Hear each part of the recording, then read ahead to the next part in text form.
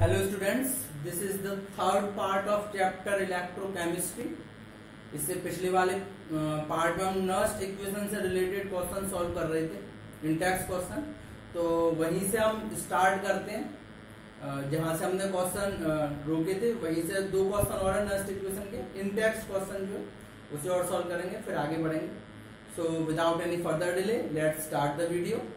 मैंने आप क्वेश्चन जो है पहले से लिखा हुआ है।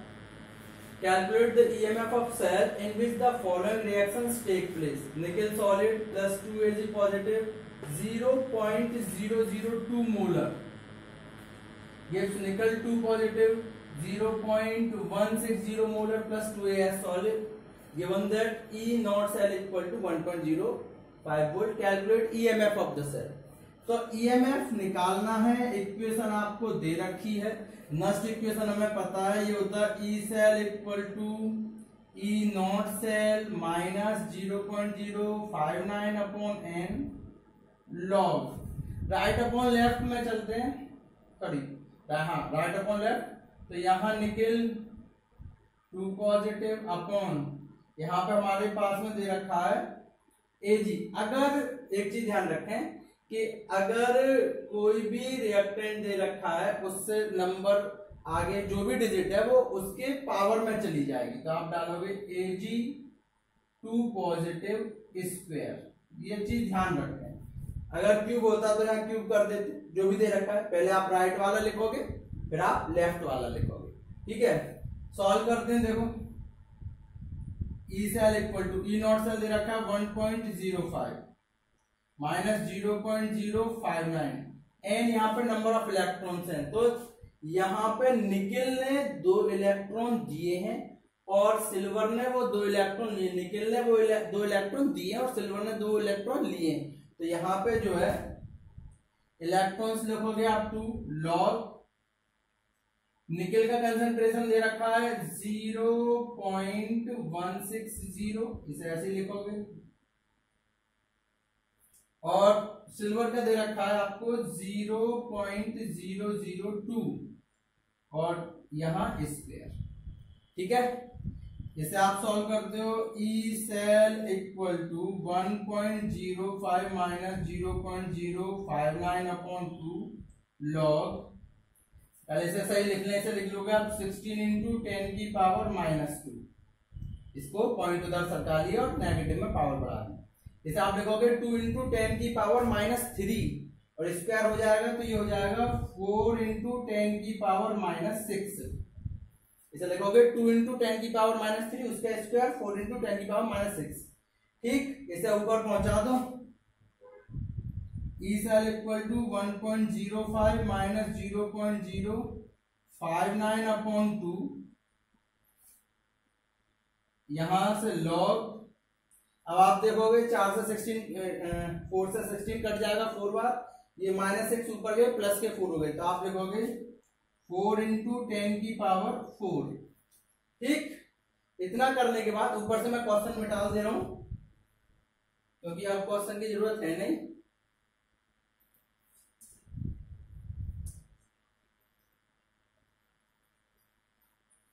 इतना लिखने के बाद में हमने आपको लॉग के फॉर्मूले बता रखे हैं, उन्हें आप लिखोगे। ये हो जाएगा 1.05 माइनस 0.059 अपॉन 2।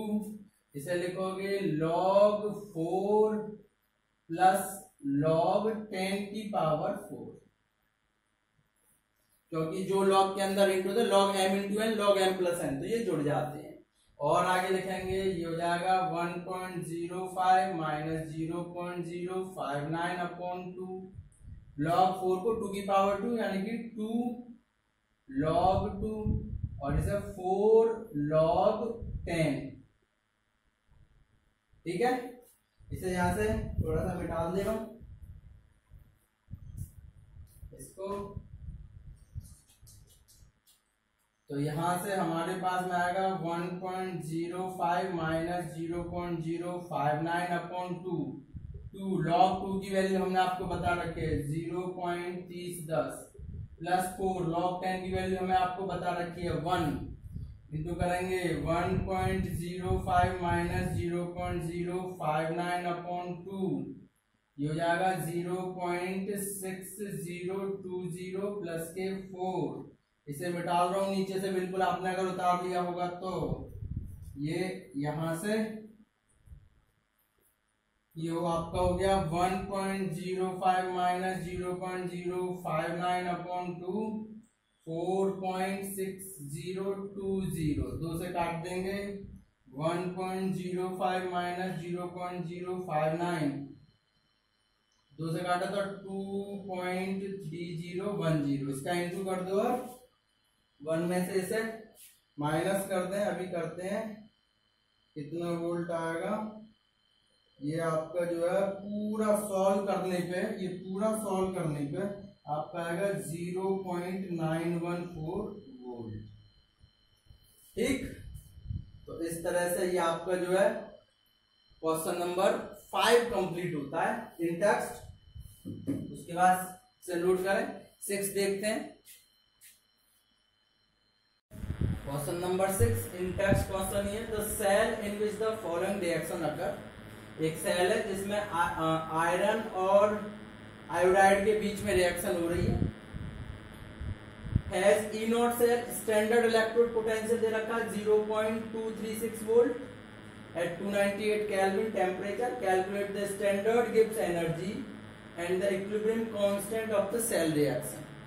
तो दो चीजें पूछ रहा है, एक तो स्टैंडर्ड गिब्स एनर्जी पूछ रहा है, एक इक्विलिब्रियम कांस्टेंट केसी पूछ रहा है। आंसर डालें। सबसे पहले स्टैंडर्ड गिब्स एनर्जी का फॉर्मूला डेल्टा जी नॉट बराबर माइनस के N F E not cell, ये फॉर्मूला था। तो यहां से एन कितने इलेक्ट्रॉन है भाई, आयोडीन 2 इलेक्ट्रॉन ले रहा है और आयरन 2 इलेक्ट्रॉन दे रहा है। तो एन आपके आएंगे 2, एफ ये आपका फैराडे कांस्टेंट होता है, ये होता है 96,500 ई नॉट सेल की वैल्यू आपको दे रखी है 0.236। इसका आप इंटू करोगे और इंटू करेंगे यहाँ पे 2 इंटू 96500 इंटू 0.360 और ये आपका आएगा 45541.864 जूल पर मोल।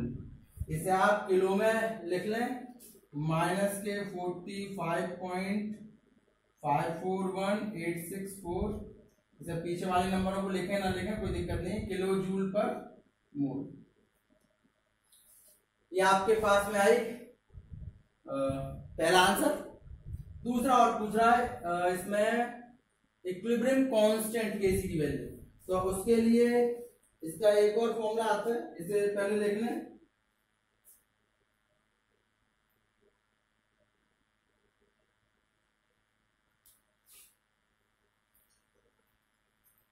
दूसरा फॉर्मूला आता है delta G naught equal to minus के 2.303 RT log KC, ठीक है ना।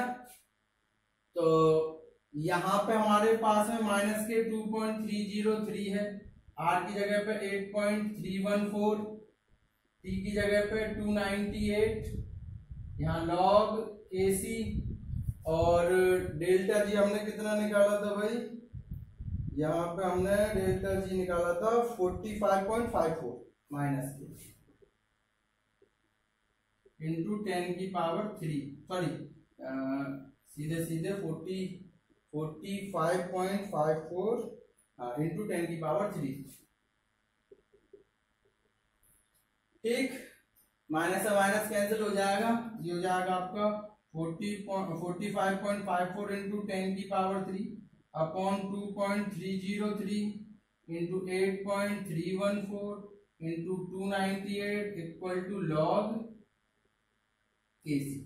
अब जब इसे सॉल्व करके आते हैं तो पूरा 45.54 इंटू डिवाइड में 2.303 डिवाइड में 8.314 डिवाइड में 298 तो टोटल हमारे पास मतलब 7.981 इक्वल टू लॉग केसी। अब केसी निकालना है तो आप लिखोगे केसी इक्वल टू एंटी लॉग 7.981। अब यहां से आती है मेन चीज कि एंटी लॉग हम निकालें कैसे। एंटी लॉग के लिए या तो आपको वैल्यू दी जाएगी बुक में या फिर आपको एंटी लॉग की टेबल दी जाएगी। एंटी लॉग और लॉग निकालना मैं आपको समझाऊंगा नेक्स्ट वीडियो में। अभी आप इसका केवल आंसर लिख लिए। लॉग और एंटी लॉग पर एक हम जो है सेपरेट वीडियो बनाएंगे कि किस तरह से हम लॉग और एंटी लॉग निकाल सकते हैं, ठीक है ना। तो इसकी वैल्यू ये आपकी आएगी अगर एंटी लॉग निकालते हो 9.57 इंटू 10 की पावर 7, ठीक है ना। ये आपका इक्विलिब्रियम कांस्टेंट का आंसर। तो इस तरह से गिब्स फ्री एनर्जी और नॉस्ट इक्वेशन दोनों के आपके क्वेश्चन कंप्लीट होते हैं। नेक्स्ट टॉपिक देखते हैं, इसे नोट कर लें। कुछ फिजिक्स के टॉपिक हैं इस चैप्टर में। देखें, सबसे पहले आपका आता है रेसिस्टेंस।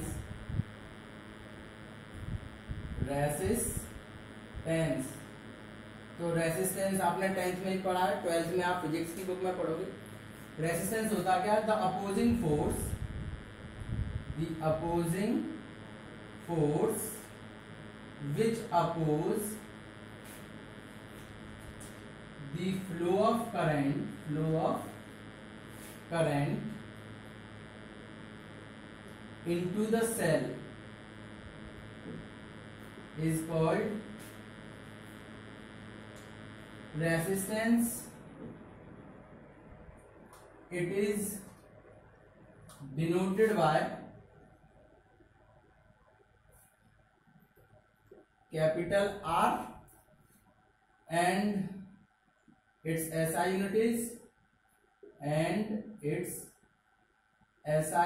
unit is ohm.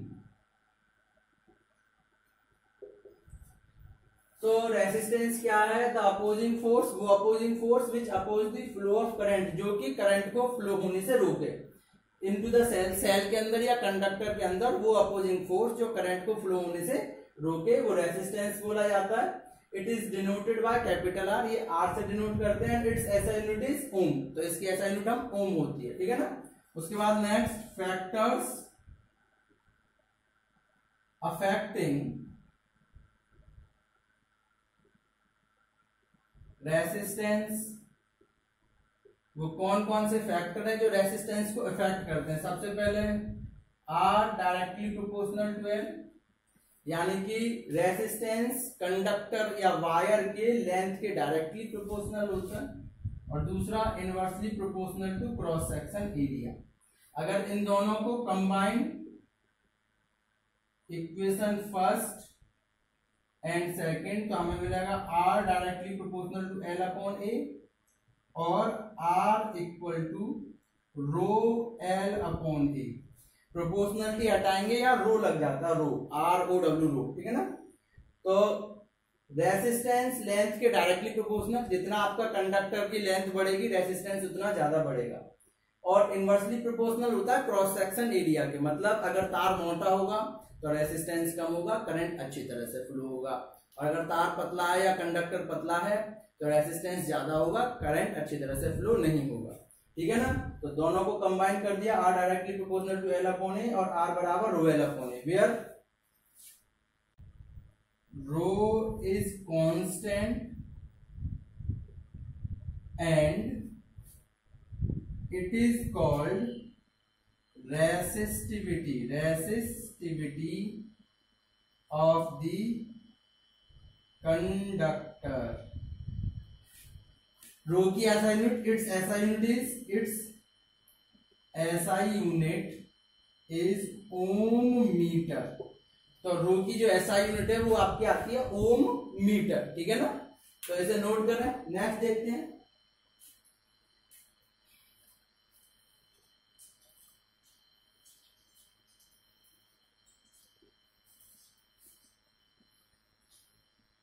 उसके बाद नेक्स्ट आता है conductance.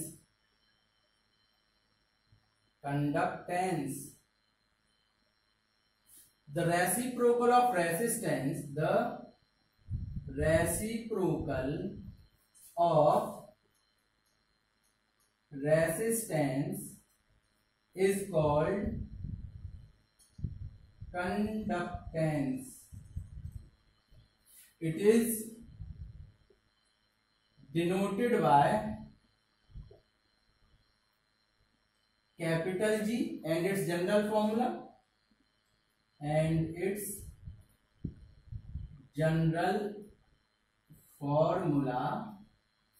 G equal to 1/r। ठीक है ना। SI यूनिट इसकी होती है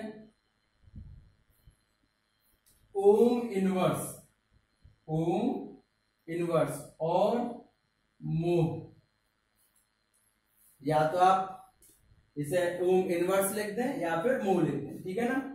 तो यहां से क्योंकि अभी हम R लेके आए थे, R बराबर रो L अपॉन A, ठीक है ना। तो 1/r हो जाएगा हमारे पास में A अपॉन रो L। तो और करके हम इसे ऐसे भी लिख सकते हैं A इस तरह से 1/रो इंटू A अपॉन L, ठीक है। और G इक्वल टू रो की जगह पे ये डाल दोगे K into A upon L, where small k is called conductivity of the conductor, conductivity of the conductor, ठीक है ना। और k की जो स्मॉल k है वो आपका होता है 1/रो, ध्यान रखें इस चीज को। तो k conductivity of the conductor बोली जाती है और इसे हम जो है 1/रो बोलते हैं, ठीक। इसकी SI यूनिट देख लें, इसकी SI यूनिट आती है भाई, वो जो हमने रो की थी वो थी ओम मीटर, ओम मीटर। तो ये हो जाएगी हमारे पास में ओम इनवर्स मीटर इनवर्स और मोह मीटर इनवर्स। इसे साइमन भी बोलते हैं और भी लिख सकते हो, साइमन मीटर इनवर्स। तो कई यूनिट हैं, ओम इनवर्स, मीटर इनवर्स, मोह मीटर इनवर्स या साइमन मीटर इनवर्स, ठीक है ना। इसे नोट करें। उसके अलावा यहां से मैं मिटा रहा हूं इसे। अगर इसी को और बढ़ाते हैं, ये हो जाएगा G equal to K G star, where G star is called cell constant. ये जो है सेल कांस्टेंट बोला जाता है और इसकी SI यूनिट होती है और करके लिख सकते हो G स्टार हमें मिला A अपॉन L, ये इसका फॉर्मूला सेल कांस्टेंट का, एंड इट्स SI यूनिट, इसकी SI यूनिट होती है मीटर। तो हमने जो है कई चीजें पढ़ी, रेसिस्टेंस पढ़ा, फैक्टर्स इफेक्टिंग ऑफ रेसिस्टेंस पढ़ा, उसके बाद में कंडक्टेंस पढ़ा, कंडक्टिविटी पढ़ी, रेसिस्टिविटी पढ़ी, सेल कांस्टेंट पढ़ा। तो इस तरह से कई टॉपिक एक ही जो है रेसिस्टेंस और उससे रिलेटेड है। इससे न्यूमेरिकल भी आते हैं काफी, तो इसे आप नोट करें। और आज के लिए इतना ही काफी है। नेक्स्ट वीडियो में से नेक्स्ट टॉपिक पर डिस्कस करेंगे। तब तक के लिए गुड बाय।